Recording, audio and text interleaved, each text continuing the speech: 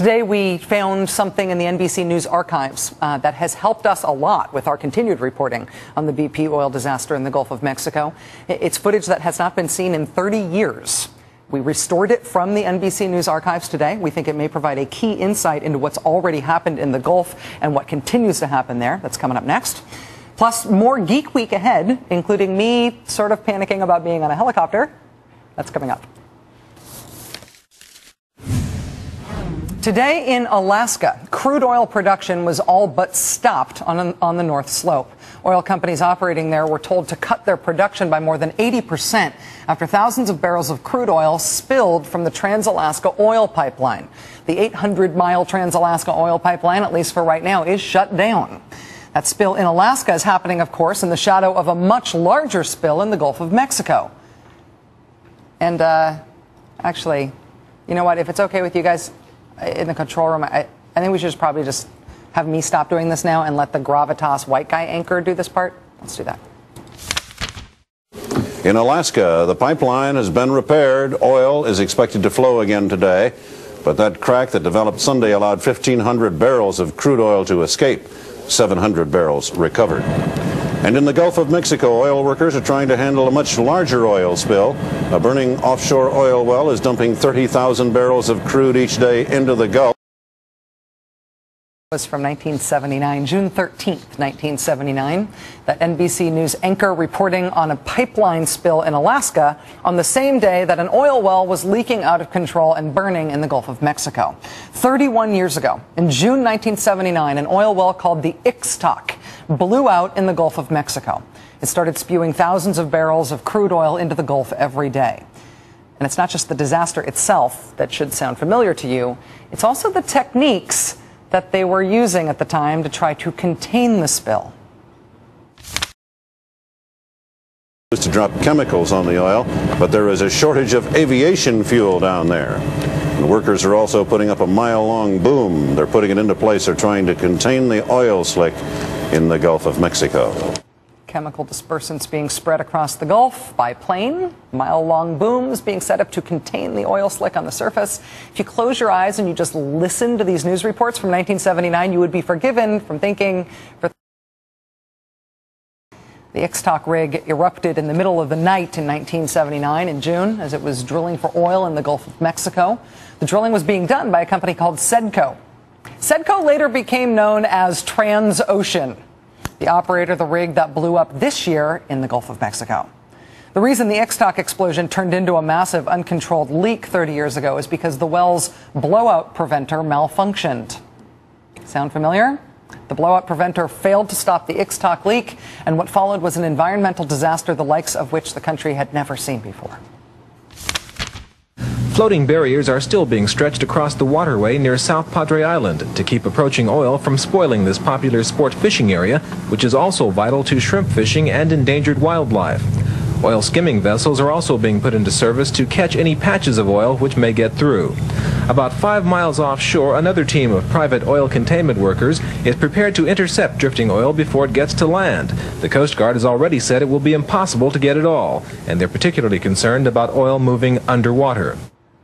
Plumes of oil moving underwater. Oil containment teams, skimming vessels. Again, these are not badly colorized reports from the BP oil disaster in the Gulf right now. This is reporting from deja vu land, from essentially the same disaster in the Gulf of Mexico, but in 1979.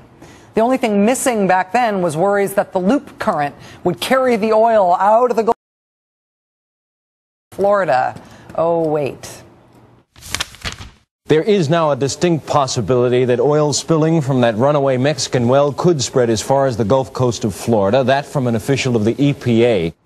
The Ixtoc disaster in 1979 in the Gulf of Mexico went on for weeks.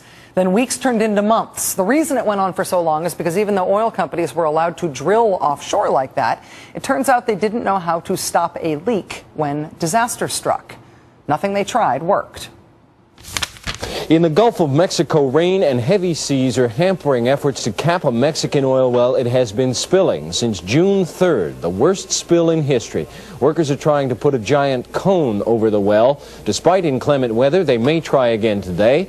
Trying to put a giant cone over the well. In 2010, this giant cone cone strategy is what we were sort of euphemistically calling the top hat. I wonder if they had a euphemistic name for it back in 1979. Mexican officials are calling it Operation Sombrero. Workers have been trying since the weekend to put a 300-ton steel cone over the mouth of the runaway well. Officials say once in place, the cone will collect up to 90% of the crude oil, which has been gushing from the well for more than 3.5 months. From 10,000 to 30,000 barrels a day have flowed into the Bay of Campeche and the Gulf of Mexico. As with BP's top hat, the Ixtoc spills, Operation Sombrero, ultimately failed to stop the leak. But they had other ideas back then that were sure to solve the problem. Ideas like shooting metal spheres into the well to cut the flow of oil. You might call that today a junk shot. They also tried pumping cement and salt water into the leaking well to try to jam it up. You might call that a top kill maneuver. Neither of those things worked. For months and months and months and months and months, the Ixtoc well continued to leak uncontrollably until 2 relief wells are still being drilled to relieve pressure on the blown-out well, so it eventually can be capped.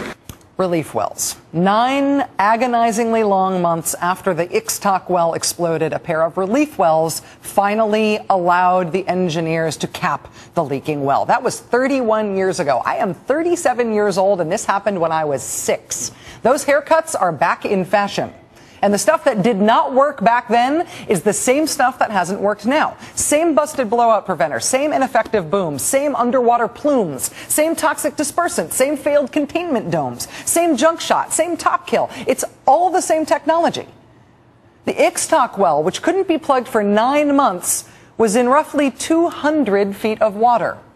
Now in 2010, we're using the same exact techniques to try to plug a well that is leaking in 5,000 feet of water. Now look, maybe this top kill maneuver will work. We obviously hope and pray that it does. Praying does seem wiser than hoping at this point. That said, as we reported earlier this hour, BP executive Doug Suttles says tonight that it looks like it's drilling mud and not oil. That is what's now coming out of the ruptured well, but they can't tell for sure. The thing that's essentially been guaranteed to work in the past is a relief well, and that's still months away from being complete. The oil companies keep talking about how technologically advanced they are. But what they've gotten technologically advanced at is drilling deeper. They haven't gotten any more advanced on how to deal with the risks attached to that. They haven't made any technological advances in the last 30 years when it comes to stopping a leak like this when it happens. All they've gotten better at is making the risks worse by putting these leaks further out of our reach. Wow, hey, congratulations. Now the thing you can't stop is a full mile underwater. That's all they've gotten better at. That and making themselves the most profitable industry the universe has ever seen, and I am not exaggerating. Officials say the oil could reach all the way to Florida as it continues to threaten the U.S. coast for months. William Monroe, NBC News, South Padre Island, Texas.